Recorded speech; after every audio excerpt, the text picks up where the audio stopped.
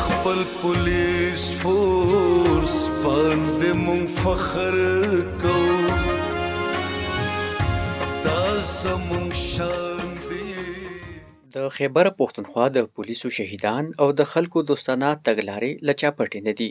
له تېرو څو کلونو راهیسې د پولیسو ځوانان چې حالتونه ورکوي او د هیواد د بقا او ثبات لپاره د خپلې وینې په نظرانه کولو کې مخکې دي. ایسیچو سید خورشید علي وایي چې هر کال د اګست میاشت کې د پولیسو د شهیدانو پر قبرونو د ګلونو د ایښودلو ترڅنګ موږ د هغوی له ماشومانو سره پیوستون څرګندوو او ماشومانو ته مو خبر ورکوو چې د پولیسو اداره ستاسو ترڅنګ ولاړه ده. د الوچ پولیس سټیشن ایسیچو سید خورشید علي میډیا سره خبرو کې ویل چې زه پخپله د یو شهید پلار زوی یم او په خپلو شهیدانو فخر کوم. زه خپله د یو شهید بچی یم او موږ په دې باندې فخر محسوسوو. نن موږ د خپلو شهدا په هغه یادګیرنه کې د هغو کورونو ته روان یو، د هغو قبرونو ته روان یو، د هغو خپل خپلوانو سره میلاویږو. نو موږ په دې باندې ډېر زیات فخر محسوسوو چې زه خپل هم د یو شهید بچی یم او کوشش په دا زموږ چې د خپل شهیدانو دپاره هر قسم قرباني وکړو، هر قسم د هغو دپاره هیلپ وکړو او د هغوی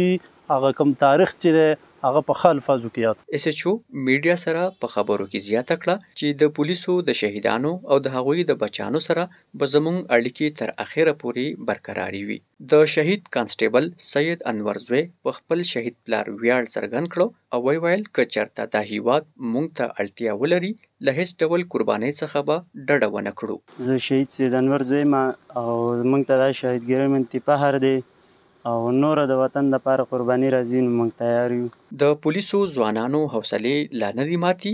دوی هم خپل ځانونه د خپل ولس لپاره وقف کړي او وایي چې د دې هیواد او ولس د بقا لپاره هر ډول قربانۍ ته چمتو یو. هر کال څنګه چې نن موږ راغلي یو داسې هر کال د اګست په میاشت کې موږ خپل د شهدا وروڼه چې زموږ کوم دي دوی ته موږ حاضري لګوو، د دوی کورونو ته ښکاره کېږو، د دوی ماشومانو ته ښکاره کېږو، د دې سره د دوی هغه دادرسي وشي او انشاءالله زمونږ دا وعده ده د قوم سره چې څومره زمونږ نه کېدی شي زمونږ سر هم د دې ملک نه قربان دی او په څه باندې چې انشاءالله د دې قوم خوشحالي وي، د دوی د مال جان هر څه حفاظت چې دي هغه زمونږ فرض دی او انشاءالله په دې کې موږ برفور دوی سره حساب. دا زمونږ یو شهید ورور دی سید انور چې نن موږ د ده قبر ته راغلي او د ده سره خپل هغه غم شریکو او ان شاء الله تعالی چې موږ به د خپل عوام د خپل خاورې د خپل دغه لپاره چې د خپل وینه خپل جان هر څه قربانو. د یادولو وړ ده چې د خیبر پښتونخوا پولیسو تل د خلکو په زړونو حکومت کړی دی او د خیبر پښتونخوا په پولیسو